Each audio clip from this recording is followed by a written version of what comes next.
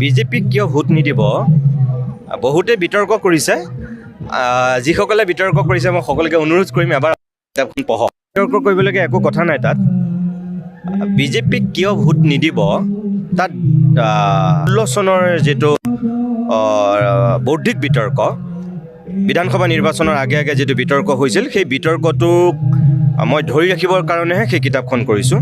আৰু তাত যিহেতু বিজেপিৰ সপক্ষ আৰু বিজেপিৰ বিপক্ষত দুটা পক্ষৰ মানে লিখা হৈছিল বিভিন্ন বাতৰি কাকতত, আৰু মই সেই কাকতত ওলোৱা 37টা প্ৰবন্ধ মই সংকলন কৰিছোঁ। তাত মোৰ নিজৰো লিখা দুটা আছে। গতিকে মই সেই সময়খিনিক ধৰি ৰাখিবৰ কাৰণেহে আচলতে কিতাপখন কৰিছোঁ। আৰু তাৰপিছত মানুহে আদৰি লৈছে, মোৰ সেইটো কাৰণে ভাল লাগিছে যে এসপ্তাহ নহওঁতেই দ্বিতীয় সংস্কৰণ বনলতাৰ দৰে আগশাৰীৰ প্ৰকাশন গোষ্ঠীয়ে কৰিবলগীয়া হৈছে।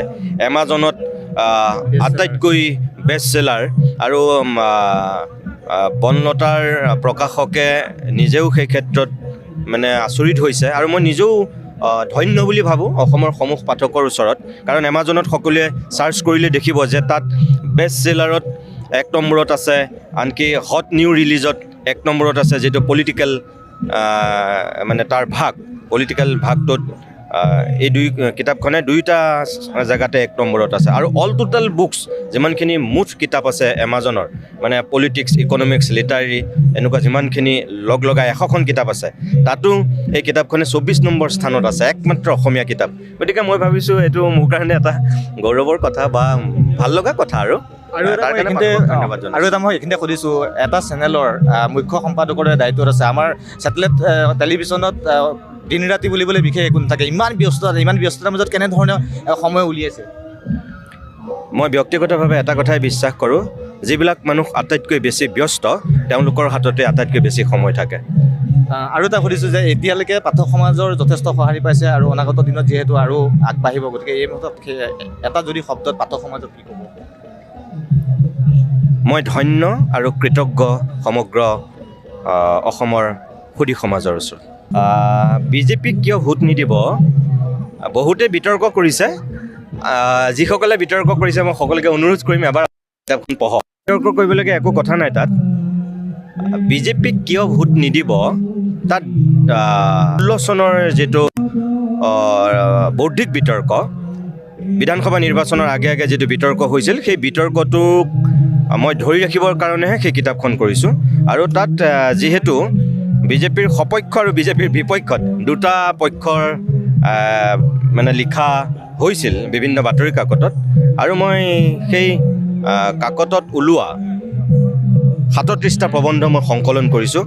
তাত মোৰ নিজৰো লিখা দুটা আছে। গতিকে মই সেই সময়খিনিক ধৰি ৰাখিবৰ কাৰণেহে আচলতে কিতাপখন কৰিছোঁ। আৰু তাৰপিছত মানুহে আদৰি লৈছে, মোৰ সেইটো কাৰণে ভাল লাগিছে যে এসপ্তাহ নহওঁতেই দ্বিতীয় সংস্কৰণ বনলতাৰ দৰে আগশাৰীৰ প্ৰকাশন গোষ্ঠীয়ে কৰিবলগীয়া হৈছে।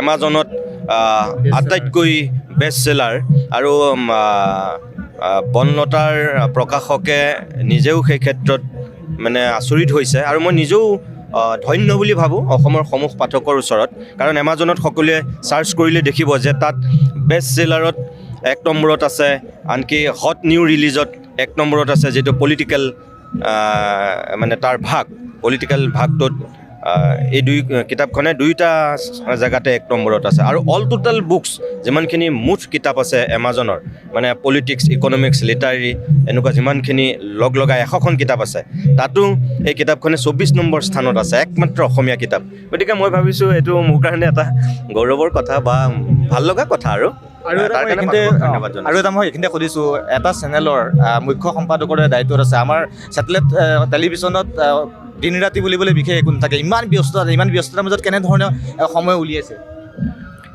মই ব্যক্তিগতভাৱে এটা কথাই বিশ্বাস কৰোঁ, যিবিলাক মানুহ আটাইতকৈ বেছি ব্যস্ত তেওঁলোকৰ হাততে আটাইতকৈ বেছি সময় থাকে। আৰু এটা সুধিছোঁ যে এতিয়ালৈকে পাঠক সমাজৰ যথেষ্ট সঁহাৰি পাইছে আৰু অনাগত দিনত যিহেতু আৰু আগবাঢ়িব, গতিকে এই মুহূৰ্তত এটা যদি শব্দত পাঠক সমাজক কি ক'ব? মই ধন্য আৰু কৃতজ্ঞ সমগ্ৰ অসমৰ সুধী সমাজৰ ওচৰত।